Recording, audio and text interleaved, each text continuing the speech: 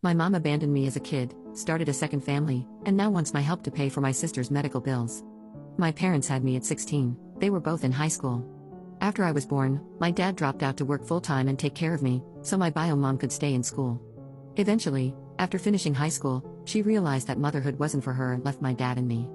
I was 2, so I don't really remember her being around. After that, my dad worked 3 times as hard to provide for me. He also met a nice woman whom he later married when I was 7. I consider her to be my real mom, but I'll call her my stepmom to avoid confusion.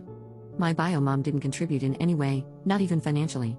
In fact, the last time she contacted me before now was on my 3rd birthday, which was just a quick happy birthday card through the mail. I never had ill feelings towards her decision because I had my dad, stepmom, and brother who filled the emptiness she left. My parents have never said anything negative about her. Her leaving me was not something I thought about every day, so you can imagine my confusion when she reached out on social media to talk. I thought about it for days before I agreed. We met in a restaurant for the first time in 25 years. It was awkward small talk at the beginning before we delved into why she left. My bio mom started crying while explaining why. She suffered from postpartum depression and felt trapped by the constant cycle, so she felt compelled to leave. She explained why she reached out and made it clear that she didn't leave because of me. Of course, I sympathized with her, as I saw my stepmom go through postpartum depression with my brother and saw how much it affected her. We met a couple more times before I was invited to meet her new family. She had a husband and also had 3 children, 13F, 11M, and 7F. After weeks of this, I had my most recent meetup with my bio mom. She looked distressed while greeting me, so I asked if anything happened. She then explained to me in a quick response that her oldest daughter, 13F, has had health issues and she needs $25,000 for medication. She also accumulated over $20,000 in various medical bills and asked if I could pay it off. For context, after graduating and receiving my postgraduate diploma, I landed my dream job that earned a good sum of money. I'm certain she may have heard about where my job was from somewhere and saw it as an opportunity.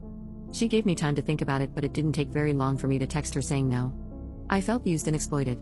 She never wanted to meet me, she just wanted money from the child she left to help the other child that she loves.